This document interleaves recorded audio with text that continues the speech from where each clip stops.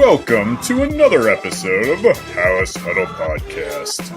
Here are your hosts, Rob Schwartz and Justin Onayemi, two Bears fans who decided talking into a microphone was better than shouting at their television.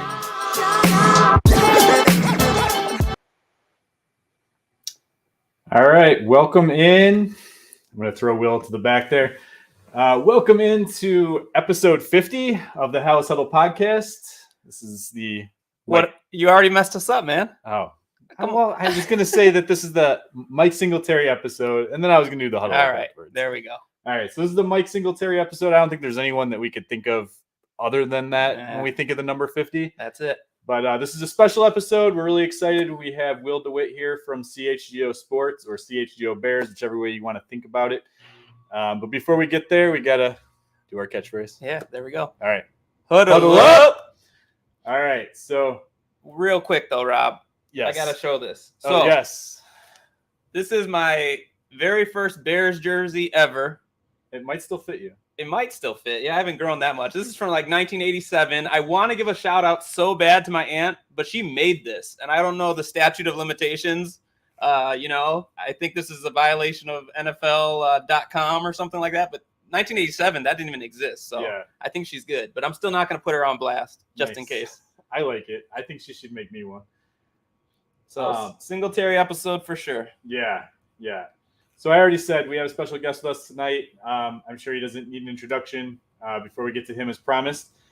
We're going to announce our Halas Huddle giveaway. This is something we've been teasing for the past couple episodes. Basically, we are going to give away a Justin Fields jersey. All right. So if you guys want a Justin Fields jersey, the easiest way to do it, actually, all you have to do is subscribe to our YouTube channel, and you're automatically entered into that drawing. We are going to require that we get to 750 subscribers in order for us to give that away. So if you want that to speed up, I suggest you tell your friends, your family, your brothers, sisters, whoever likes the Chicago Bears, even if they don't, they have a YouTube and you want to get that to 750, tell them to subscribe. And it's easier quicker for you to get that chance. If grandma wins the jersey, though, are you going to have the guts to demand she gives it back to you, or you got to let grandma have the jersey? I don't know. I think grandma's giving it up. We'll see. That's a hot thing, man. Do they get to pick the style of the jersey? Yeah, there's going to be, like the color is whatever is like their base price, right? So blue, white, the throwback, the orange, I think they're all around the same price. So whatever one you want, you let us know what size. We'll do the drawing once we hit that mark. We got a little ways to go, but it could go fast because I think a lot of people are excited about the Bears season. I know we are. I'm sure Will is. And so we're going to talk about that. Training camp is right around the corner. That's right. So we're going to bring in Will. I know he's got some limited time here. So, again, if you don't know who he is, he's the creator and founder of the Bears Bros. That goes way, way back. And then I'll let him explain if he wants to, but there was a little bit of some stuff that made them become the Chicago Audible. I started listening when you guys were the Bears Bros, him, Brendan, and Nick, the three of them at one point, and then the Chicago Audible. And then it was exciting because they actually partnered with us at Fansided for a short amount of time. And then I saw him and Nick become part of the CHGO Sports, the All City Network. It's been fantastic to see those two reach these heights and goals because they put in a lot of work, a lot of time, a lot of effort, and it's well-deserved. It's well-deserved. So if you're not familiar with him, it's, the man, the myth, the legend, Will with 2 1s. WI11, okay? DeWitt, if you saw him at the Indianapolis game when Indy ended up helping us get the first overall pick. But yeah, Will DeWitt, we're going to bring him in right now. How's it going? How's it going, guys? Thanks for having me on, by the way, Justin, Rob. Really appreciate it. I want to congratulate both of you on episode number 50. Honored to be here for the Mike Singletary episode. And Rob, I really dig the shirt you're wearing there, the CHGO QB1 shirt. Right on brand you are there. But no, thanks guys for having me on. excited to talk Bears with you. Excited for this season to kick off, and really just excited for training camp to get underway here this week. Yeah, if you are not a CHGO diehard, I highly suggest it.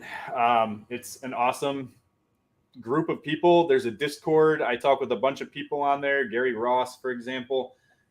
Even guys like Nick, Mark Carmen, Adam sometimes, Greg Braggs, like they're all in that chat from time to time. So it's a really cool way to connect.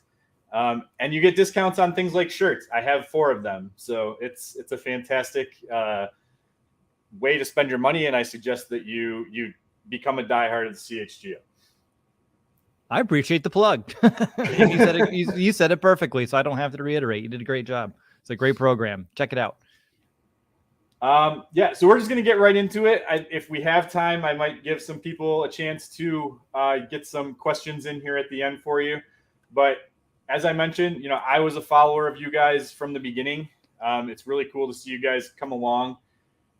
I believe it's been about a year, maybe a little bit over a year for you guys now. And I just got to ask, Jake Flanagan's an awesome guy. Kevin Kadick's an awesome guy. I've met all of them. Obviously, your co-hosts.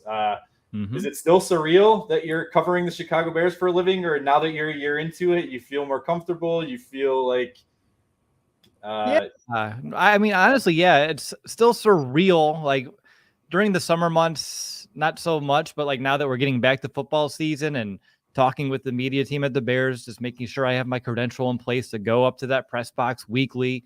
Super cool. Like always went as a fan growing up, went as a fan up to even just 3-4 years ago. But yeah, it's been a great experience with CHGO. Love Kevin, love Jake.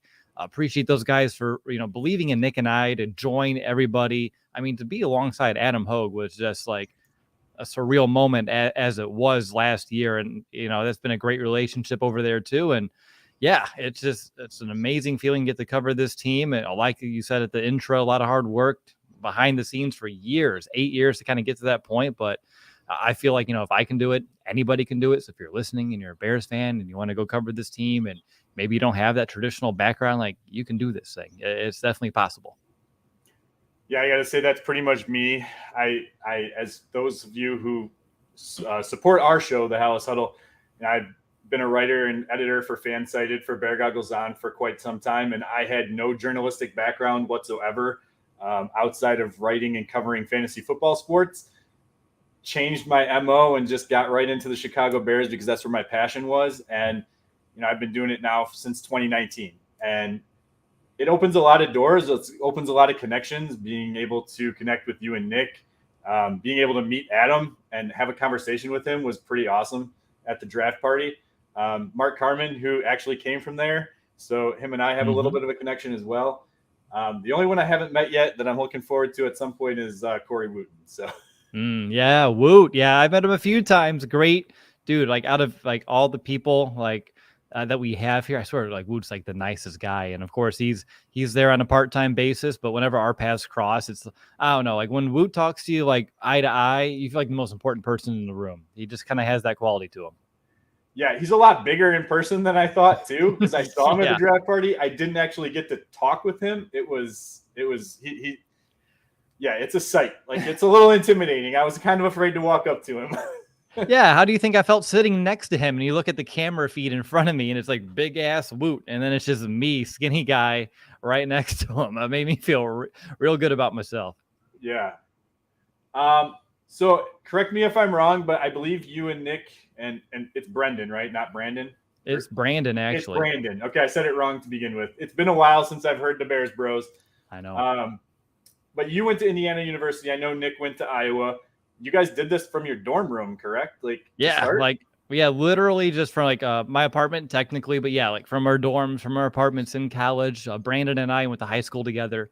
Always talked about doing something like sports related.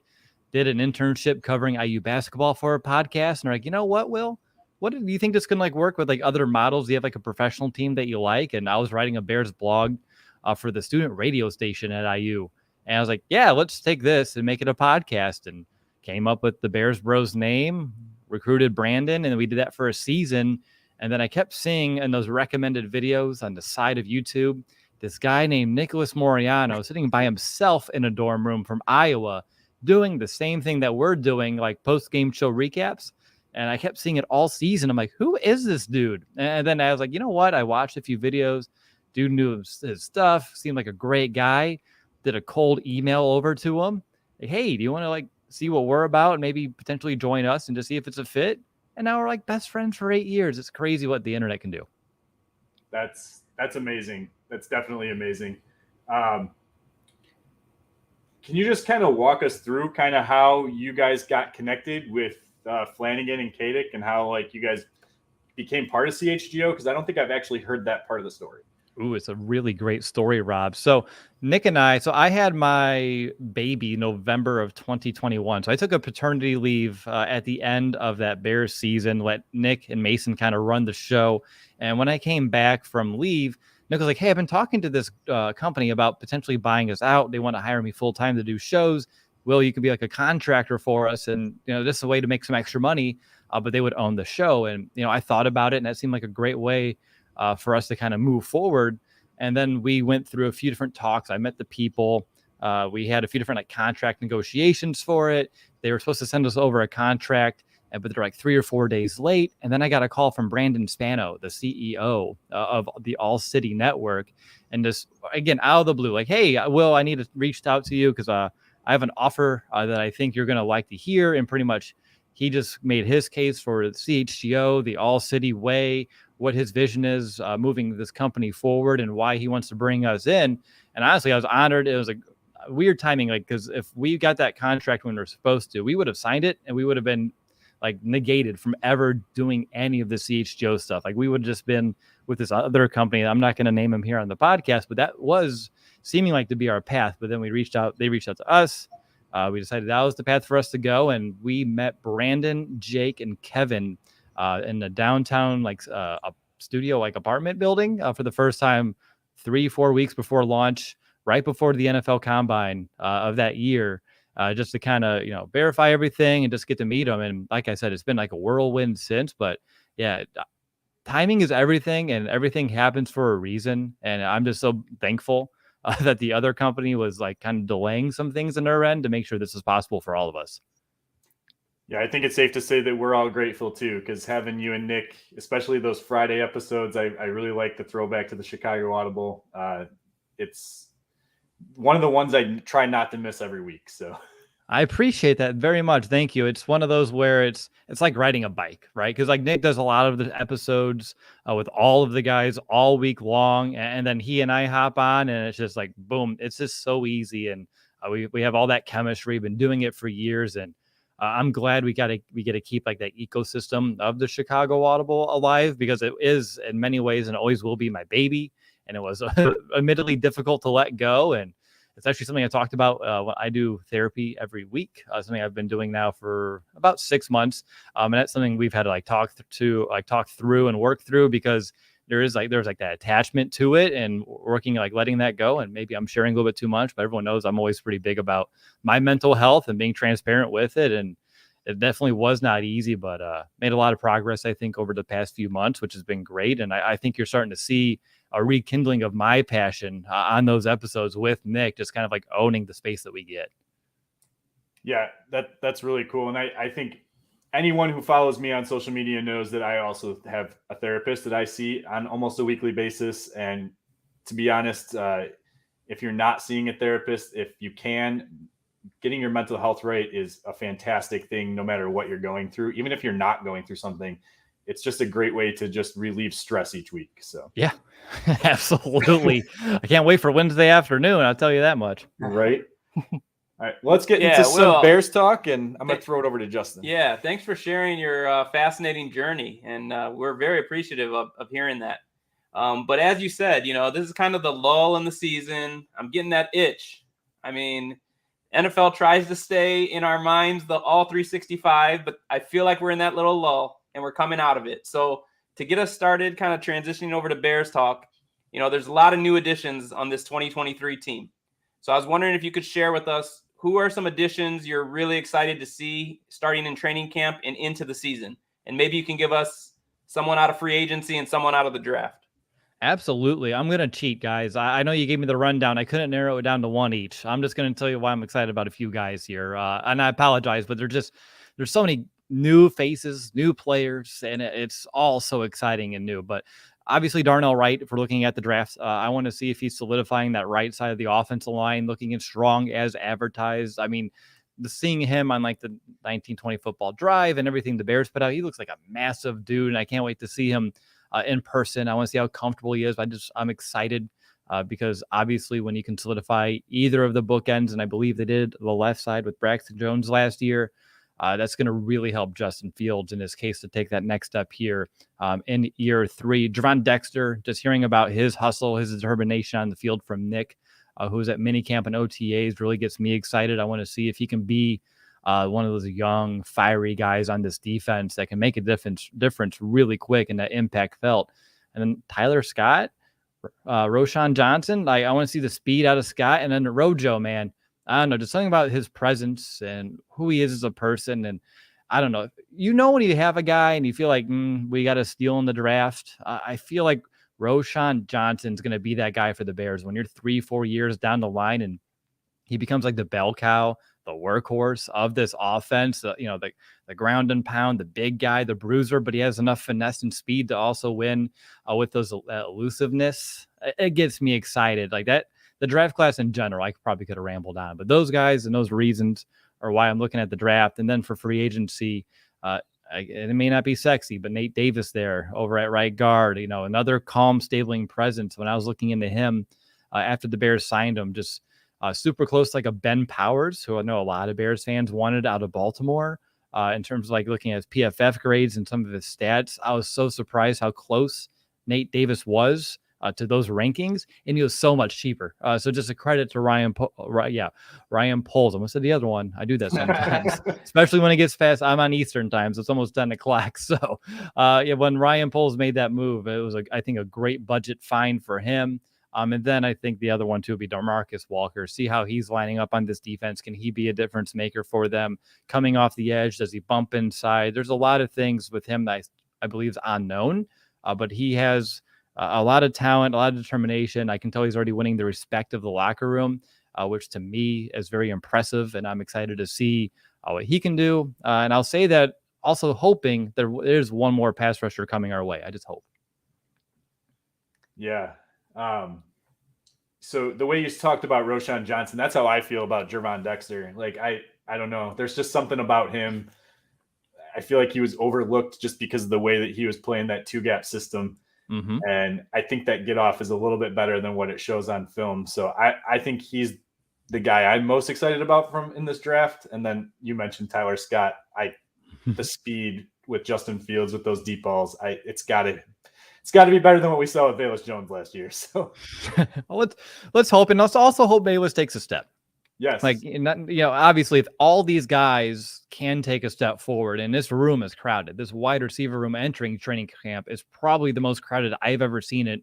Not just covering the Bears as like a podcast guy or over the last couple of years, but like my entire lifetime. Can you name a wide receiver room that was this deep for the Chicago Bears? Like, no, not deep. I would say from a top end standpoint when Brandon Marshall and Alshon Jeffrey together, but that's exactly. But outside of that, you had Earl Bennett for a tiny bit, right? Like, yeah. I think they overlapped a little bit, but yeah, like in terms of like top to bottom, I've never seen a room this crowded at wide receiver. And I know Muhsin Muhammad, I would just love to see the room that the Bears have right now. But let's see how it all pans out. We'll get there.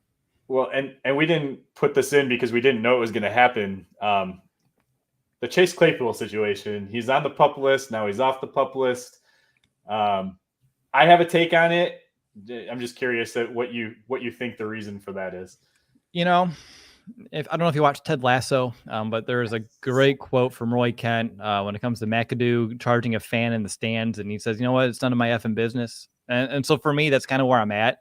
Like, it's none of my business why he was put on and put off so quick. All I can do and hope is that when he goes out there, now that he can actually go out there and practice when camp opens up this week, that he plays lights out, shows us why the Bears made this trade, because I would hate for it to be a bust. I would hate for this to be a trade that the Bears lost, and so lopsidedly so. It would really, really just honestly just suck. And I would love to see Chase Claypool play up to the potential that I saw a couple years ago in Pittsburgh.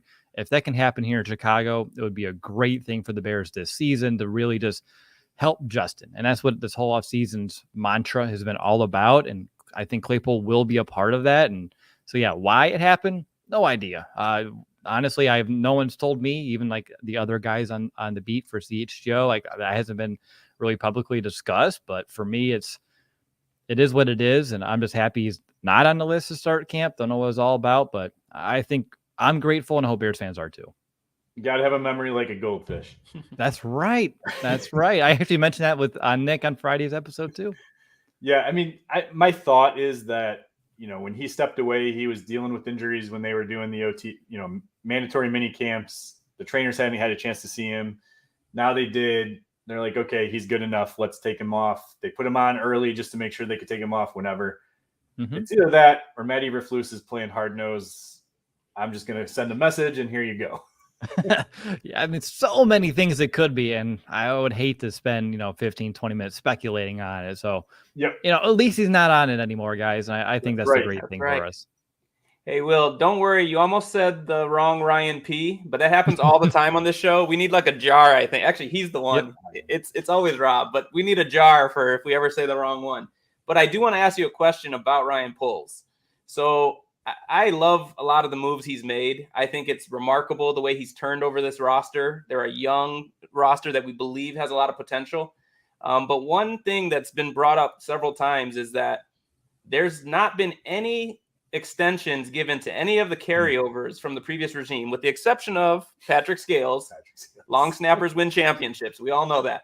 So with some big names this year going into the final year of their deal, we got Jalen Johnson, Cole Kmet, obviously Claypool, who we just were talking about, and Darnell Mooney. Of those guys, who would you like to see them re-sign? Who do you think they'll re-sign? And is there anything to the fact that Ryan Poles has not brought back or extended anyone from the previous regime? Sure. So to your very last point, I do think there's something there, and I don't necessarily believe it's like old regime specific.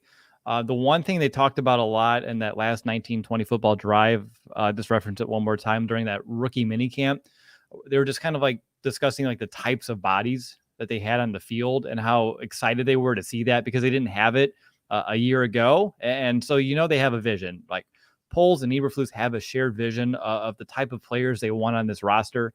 And I'm not saying Kmet's not one of those guys or Mooney's not one of those guys. I've heard Ryan Poles and Eberflus talk highly of both of them. Especially Darnell Mooney, about the person behind the player there. For me specifically, when it comes to who should they re-sign, I think at this juncture right now, I'm happy with the wait and see approach. There's no reason to rush this thing. Can Cole Kmet really raise his price this season? Yes, but will he? I don't know right now. Same thing with like Darnell Mooney, with coming off, getting some screws in his foot. I would like to see if he's a purely 100%, how he fits as a wide receiver too, opposite of DJ Moore. We saw great things alongside Allen Robinson. I want to see great things, if not better things, alongside a guy of the caliber of a DJ Moore. So when you look at the Bears and they have over $30 million in cap still, you can easily make reasons and rationale why you should re-sign some of these guys now, and maybe you can save a few bucks. But just looking at how the Bears are structuring contracts, how they're not rushing to spend all of this money, I can see them being patient. So maybe by default, I'm also adopting this patient approach. But as you want to build this team forward, I don't see any fault at wanting to see if Cole Kmet can take another step forward. He had 7 touchdowns last year. Amazing. 4th most of all tight ends last year. Led the Bears in catches at 50, but also that was only 50 catches. And that's a testament to how poorly the wide receiver room was performing last season. So there's a few guys who I think will get extended. I think Mooney is a good candidate. Claypool, I don't know. And I believe on top of that, with the wide receiver room being built the way it is, like they brought in another guy today. Like they're adding guys to this room consistently. And it's, like I mentioned earlier, crowded. You can if Claypool doesn't completely pop off, okay, like you can move on, and you're drafting, you keep refilling the pot here. So there are some potential guys being developed for the long term, and that's a great approach that I don't think we've seen too often from the Bears under the previous regime. Remember signing 12 tight ends in one offseason? Like, yeah, let's fix it now, but you're not fixing it in the long term and drafting guys and developing players. And that's been missing in this organization for a while. And I'm starting to see that change, the tide shift, and development being a key cog of how this team's going to sustain success without going bankrupt and without going against the cap. So in terms of who, I think Kmet would be a great player to get re-signed. Same thing with Mooney. Jalen Johnson, yes, but obviously the ball production needs to step up. He has the 31 PBUs, which ranks 15th since he was drafted, but only that one interception. And there are 25 guys in the league who have 7 or more in that same span, and he has 1. So that's a big one that can deter his price. And then if he doesn't get that ball production and the Bears have a set dollar amount, I can see it being a Roquan Smith situation again, right? This is what we believe you're worth. Maybe they don't agree. And then we see, we saw what happened with Roquan too. So we'll see about Jalen, but I believe with this defense, with the surrounding cast in front of them, with that new defensive line, having some great linebackers now on this defense, and just the secondary being as strong as I believe it will be, I think Jalen can get his chances this year. I'm actually glad you mentioned Roquan, along with the fact that you were talking about the body types, because I was going to kind of piggyback off of that. I feel like that's part of the reason why they were willing to let him go, because I feel like they view Tremaine Edmonds as a much better fit in the Matt Eberflus defense than Roquan. Because again, it's another guy, like Matt Eberflus is so hung up on takeaways, right? Like that's his big MO. We saw the ball hawk shirts with the Indianapolis Colts. Like, right. That's the one thing I think that Jalen Johnson has going against him with this coaching staff, at least. Yep, and exactly true. And again, if he's not doing what they preach, right, which is the hits principles and takeaways is in there. If you're not getting that, you're not adhering to the principles that are the team's supposed to be built around, definitely diminishes your value and probably even your fit here. And you mentioned Tremaine Edmonds. It's weird. So last season when the Roquan debacle came out, I was driving to Soldier Field that morning to go cover a Bears game. And I was sitting there thinking, like, you know what? Isn't Tremaine Edmonds also on a contract year? Because they were drafted the same year. I remember the debate who the Bears should draft, that exact draft. And what's going on in Buffalo? And I was looking it up, and he was just like, yeah, they didn't want to extend me right now, but it is what it is. And I'm just going to go out here and I'm going to play football. I love that from the guy. And I looked more into him and kind of went back to my notes of him coming out. And I was like, yeah, he's a better linebacker for this Bears 4-3. And then we got later in the season, Jack Sanborn kind of blew up. And I wrote an article about him and TJ Edwards because Edwards and Sanborn both were undrafted out of Wisconsin. Both play the same middle linebacker position at the time. And then you saw TJ Edwards like leading the league in tackles. I'm like, well, that's tremendous. And I knew both were like available free agents. I was on vacation when free agency started. Saw the Bears signed one. I'm like, oh, that's awesome. We got one of these guys. Hopped on the plane, got off. Saw they signed the other. I was like, no effing way. Like, this is amazing. Like, both guys that I thought maybe the Bears can get, they brought in both. And I can't wait for Bears fans to see that here in training camp and the regular season because, we had, I think, Danny Trevathan, Roquan Smith for a bit, Jarrell Freeman, Danny Trevathan for a bit. But in many ways, and you can go back because of the scheme specific, but this is going to be like Urlacher and Briggs-esque. And I'm excited to remember what that feels like. Yeah, same. Absolutely. One more thing just on Jalen Johnson. We mentioned those turnovers, but if you look at the rest of that secondary with Eddie Jackson, Brisker, I'd like to see what they get out of Stevenson this year, but even Kyler Gordon, those do seem like ball hawks. So could Jalen Johnson's job be shut down the number one, force the ball to go someone else, and then you have your ball hawks get those turnovers? Not to mention the linebackers you just mentioned are very well known for their coverage skills.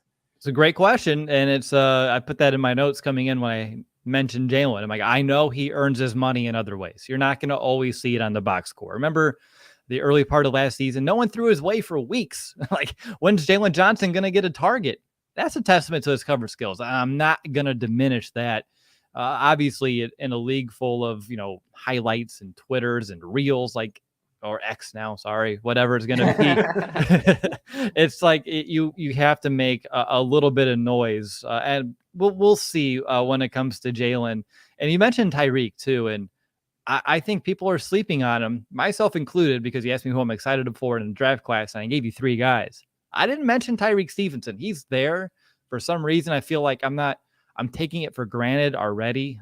That could be a mistake, but he's like already in my mind. He's going to win the number 2. It's a corner job on the outside, and he's going to be fine. So I'm more excited to see what the Bears have and some of the other guys, but I'm awfully confident about Tyreek Stevenson, even though I haven't seen him play in person yet. But I'm going to trust my gut on this one.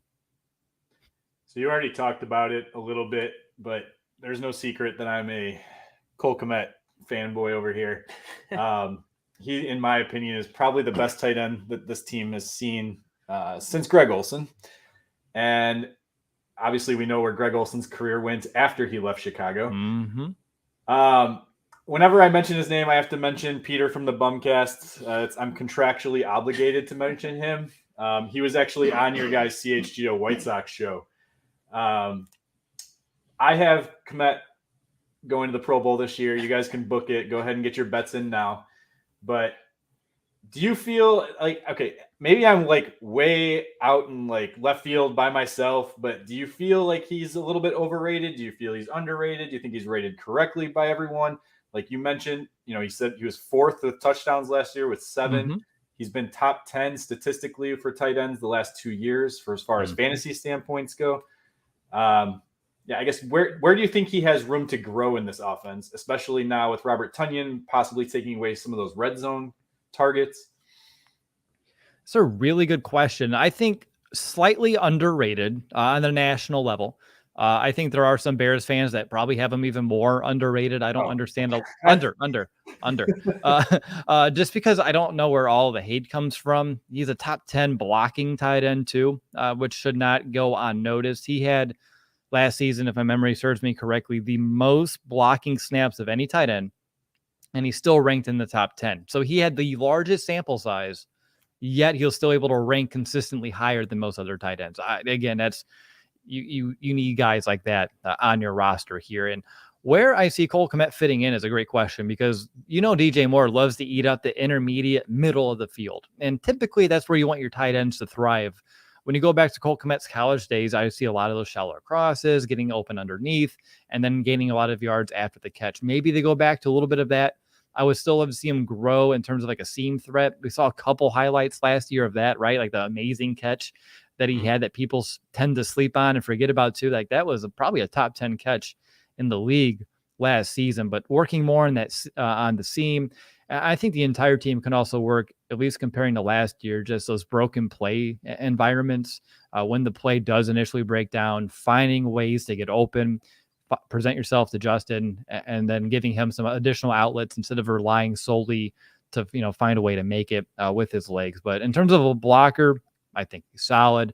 Route running, obviously, you can always improve, but I thought he did a lot of good last year for a guy that failed to get into the end zone the season prior, to find a way to come out with 7 on a team that didn't have a lot of receiving weapons. Like that attention going elsewhere, it's going to help him out a lot. And then on top of that too, just no protection, no offensive line. Plays are moving a little bit quicker, a little bit off schedule. I thought he did pretty well. Really surprised me. So I'm going to give him some respect, some credit coming into this season. So there's a ton of excitement about where this Bears teams could be headed, almost to the point where you forget that they were 3-14 last season. So clearly there's some progress that needs to be made. What types of things will you be looking for to see that progress? And at what point in the season will you either be encouraged or maybe worried or discouraged if you're not seeing some of those things? Really awesome question there. So in terms of like training camp, early portion of the season, I'll admit it's going to be difficult to just gauge until we start seeing them go up against other teams. There's been times where I've been to training camp for weeks, right? And I see the defense dominate. I'm like, oh, this defense is going to be great. And then you just find out the Bears offense is 10 times worse and they're both bad. So it's really hard until I think the Colts practice week is going to be really interesting just to see where they start stacking up against another team. And then when it gets to like the regular season this year, obviously maybe they can make a playoff run, maybe they won't. But I'm kind of keeping this one by ear. I don't have like looking at the schedule, like a specific week where if they don't meet my expectations, I'm going to get super soured out. But in terms of like what I'm looking for, Obviously, like the DJ Moore, Justin Fields connection, that's priority number one. Like I want to see that in camp. I want to see it in the preseason. I want to see it in the regular season all day, every day, the 1-2 punch. That's what I want my season to be about. And then everything else after that will be secondary. I want to see that offensive line get stabilized. I'm excited to see how they want to utilize all of these running backs right now too. You don't have, I do think you have a guy that could be the workhorse, but I feel like they're going to want to divvy up the carries a little bit, whether it's a week by week, drive by drive basis. That's yet to be foreseen. I want to see this wide receiver room, see exactly how they all shake out. I want to see Darnell Mooney healthy. I want to see Claypool pop off. I want to see Scott find a role, Velus Jones Jr. find a role. There's just so many things, guys. That could be a whole episode about what I'm looking for here. And then on defense, I just want to see pass rush. I know you guys do too. I want to see them stop the run. The last year, the fact that they gave up the most rushing touchdowns in a single season since like the 1960s blows my mind. Like that should never happen in Chicago. You know, Eberflus is a defensive minded coach, a tough grit kind of guy. I hope it's a sour taste in his mouth that he wants to get rid of this season. So that needs to get cleaned up. I believe it will be cleaned up with the guys like Billings they brought in, all the draft picks of the defensive line. We mentioned the linebackers a few times already. So yeah, those are just a few things I'm looking at. Again, I think if we took this question, turned it into an entire episode, it'd be an amazing one. But that's just like the high level stuff I'm looking at. Yeah, we talked on another episode prior. If they're losing games 33-35 this year, I think Eberflus is on the hot seat. Yeah. The defense wasn't acceptable last year. It's not what we expect. I know you kind of said you're not going through the schedule and declaring what exact record they're going to have or anything like that, but how do you see the NFC North shaping up? Obviously, we know closely what the Bears have been doing, but when you look at some of the other moves, notably Aaron Rodgers leaving the division, how do you see this division shaping up this year? Oh, can you say that 10 more times? It's just the best thing in the world, isn't it? It's the best thing in the world. And, you know, maybe Jordan Love can make me eat my words. I don't really think that will be the case, but right now I'm just feeling so happy like that. Honestly, the world is our oyster, guys. The North is wide open. The boogeyman is gone. The lights are on. The closet's clear. Now it's time to just have some fun. But in terms of like the rest of the North, I saw that big injury in Detroit, today with their corner. So that's not good. But we'll see. But I feel like the Lions always lying. And I know Don Burr's in the chat, so maybe that's why I wanted to say it. But they tend to do that. I do believe they're going to be a solid football team. But how many times have we seen in our lifetimes where you have a team that bottom of the barrel, they finally get a decent year, all the promise, and then they just fall apart? We'll see if that's what's going to happen in Detroit.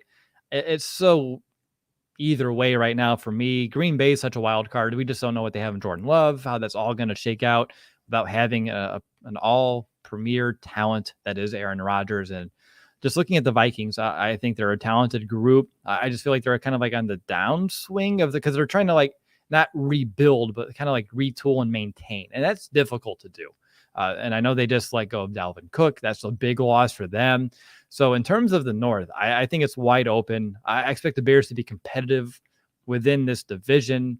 All their games, really, that 6 weekest strength of schedule is a big one. They always preach finish in that building.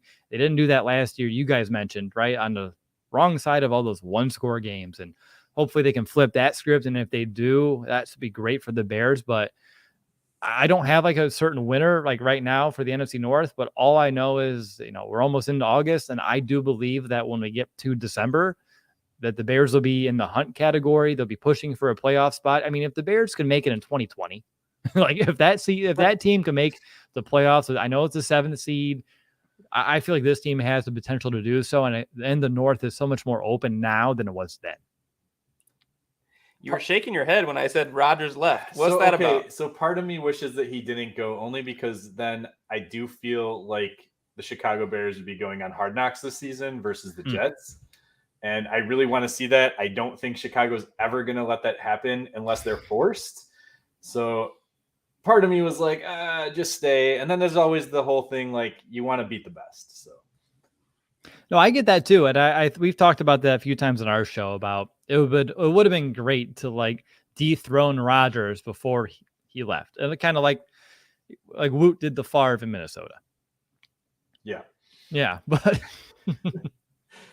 So obviously we're very Bears-centric, but just looking at the whole NFL, are there any major storylines headed into the season that intrigue you or that you're excited about watching? Yeah, there's a few. Rodgers and the Jets is the number one, probably. I just want to see how that all goes. Just obviously, we can look over the fence now and see how it's happening. So it's going to be way less pressure.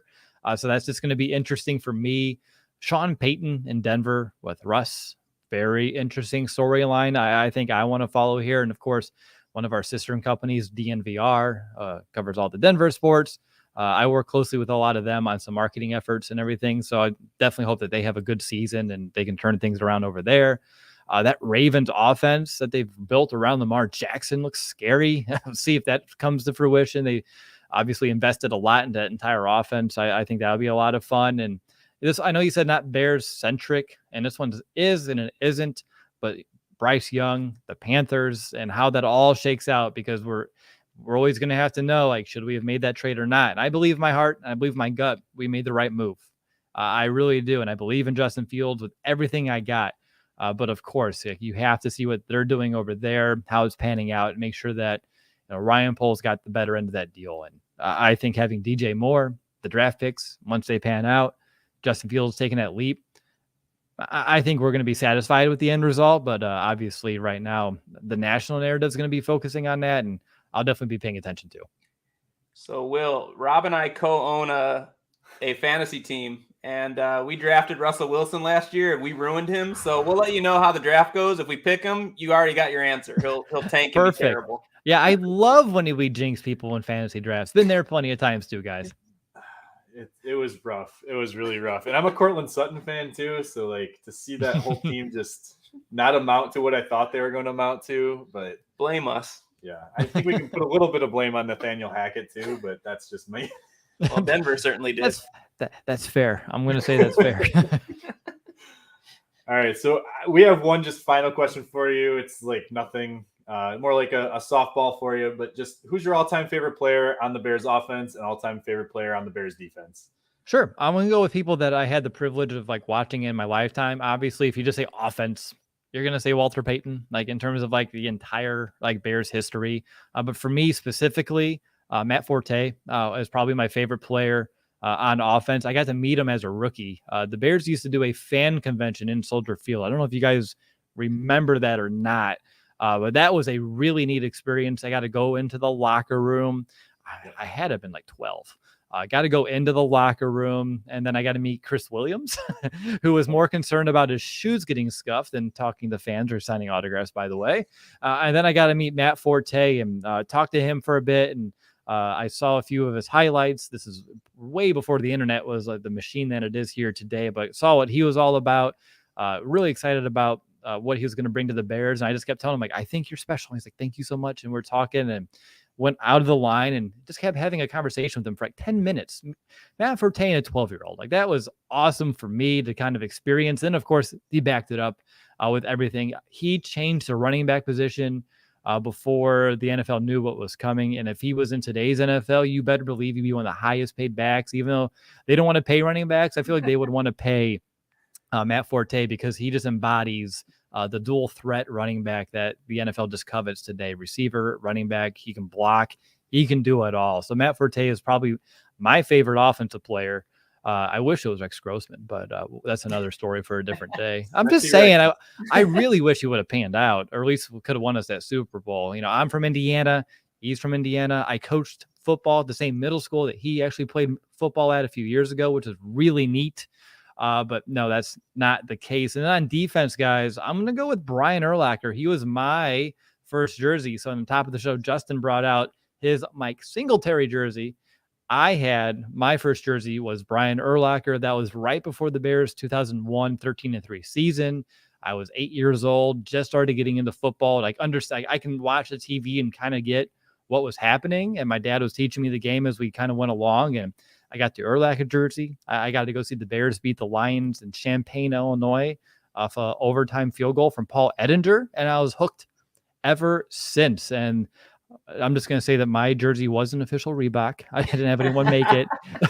But definitely Brian Urlacher. And then if I had to choose a very, very, very close second, Charles Tillman, I think would be right up there with me too. He was a great player to watch. Obviously, he changed the game too, just with all those forced fumbles. And I guess a little bit selfishly, but he was like the first big get we had on the Bears Bros for a podcast really, really early on. And he literally did it. So we used to do the show via Google Hangouts, was like the old school software to do shows.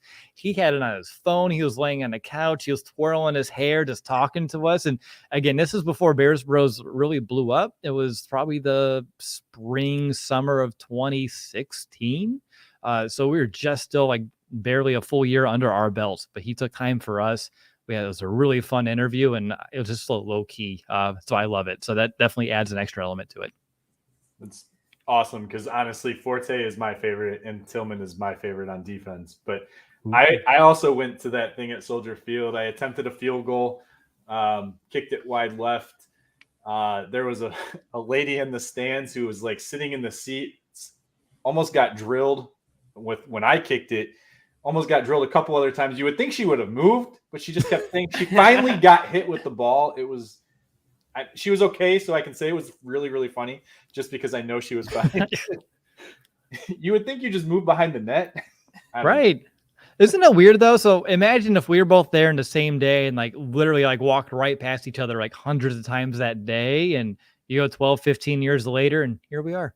It's quite possible. I was a little bit older than you, but a little bit. I understand. I'm just saying it's still interesting that paths could have crossed on me, or even like training camps over the years. Like, yeah, it's interesting like how small the world is, and you don't know like all the webs you're making, and like, hey, now we're cool. So I find it fascinating. Yes, I agree. Well, we're glad our paths crossed today. Me thank too. you so much for coming on the show. Yeah, it was a pleasure. You made our 50th episode that much more special, so we really appreciate it. Are you doing the CHGO golf outing? We'll see. So right now, I'm trying to figure out. So I live 5 hours from like Lake Forest, so I'm trying to figure out what days make sense to go all the way up for training camp. It's a little tough with some work things. So like again, we mentioned it towards the top a little bit, but Bears, it's like I think it would be like 30% of my workload, whereas like 70% is a lot of this marketing technology. We're rebuilding websites for all of our all-city team, or all of our all-city cities. So Phoenix is first.